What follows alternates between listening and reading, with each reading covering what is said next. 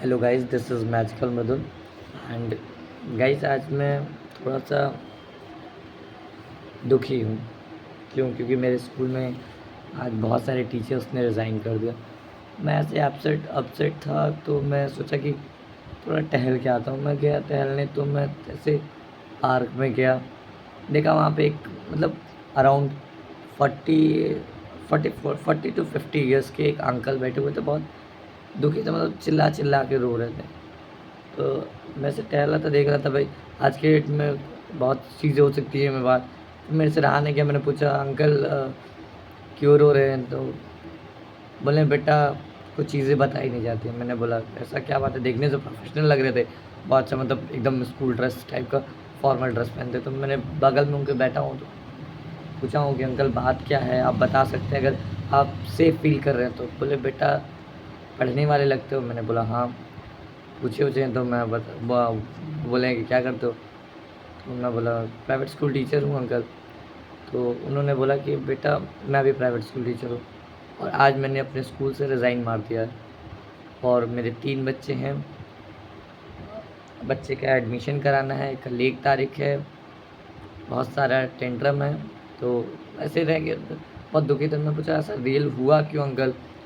तो कह रहे हैं बेटा तुम ही लोग की उम्र की एक लड़की आई थी 2023 में, उसने ग्रेजुएशन किया, और जो अंकल थे वो पिछले 5 सालों से किसी एक विद्यालय में, मैं विद्यालय का नाम नहीं लूँगा क्योंकि देखिए हर चीज़ की मान मर्यादा होती है। अंकल ने मना किया, नाम नाम बताया उन्होंने, उन्होंने मेरे से कहा कि नाम मत लेना, कहीं किसी से कहना मत, क्योंकि स्कूल वाले उनका फ़ीस फंसा देंगे।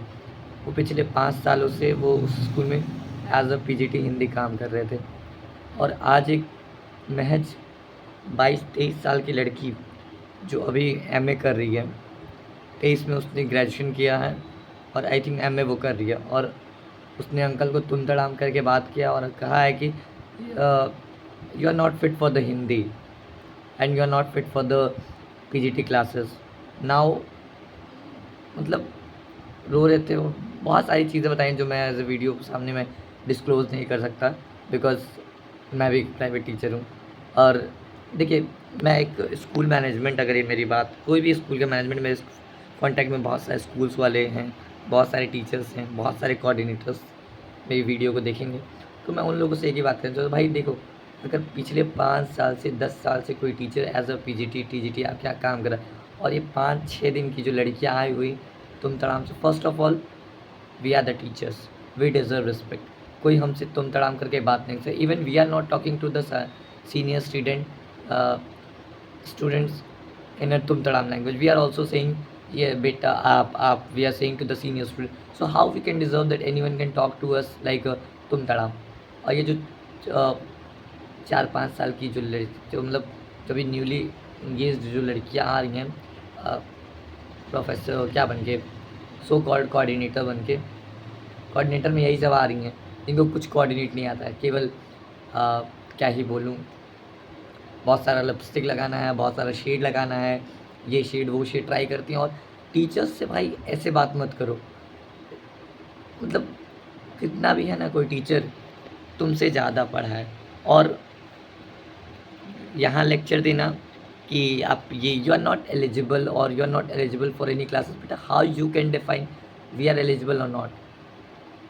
सो lots of mistake are there. और अंकल की बात देख के मुझे लगा कि मेरा सच में प्राइवेट टीचिंग में करियर नहीं है, रिस्पेक्ट नहीं है। आपको कुछ भी जो आ रहा है वो आपको किसी न किसी पैमाने, कोई तराजू में तौल दिया जा रहा है। भाई हम लोग टीचर हैं, कोई आलू पैक पापड़ नहीं है जो कोई भी आएगा किसी फ्लेम पे हमको फ्राई करेगा। और ठीक है प्राइवेट स्कूल है, और आई थिंक मेरे को लगता है ना कि प्राइवेट स्कूल में हम भी पढ़ाते हैं, और प्राइवेट स्कूल वाले जितना टैंट्रम बात करते हैं, not about my school, I will also not disclose my school name, not about my school and not about any other school. Her school वाले टीचर्स की एलिजिबिलिटी देखते हैं। I am eligible, quite eligible. मैंने teaching तभी शुरू की थी जब मैंने पूरी एलिजिबिलिटी प्राप्त कर ली थी, बिकॉज मैं नहीं चाहता था कोई मेरे ऊपर उंगली उठाए। और अगर आप टीचर्स की एलिजिबिलिटी की बात करते हो, टीचर्स को आप बहुत ज़्यादा सोचते हो कि हम टीचर्स को एक्सप्लॉइट कर देंगे, ये कर देंगे। वी आर द टीचर्स गाइ, हम एक्सप्लॉइट नहीं होते हैं। हमको एनर्जी कहाँ से मिलती है? हमको बच्चों से एनर्जी मिलती है, हमको तुम्हारे से।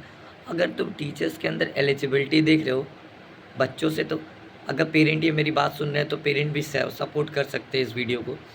आप लोग बच्चों से तो फीस लेते हो इक्वल, हाँ, फिर टीचर को देने में क्यों?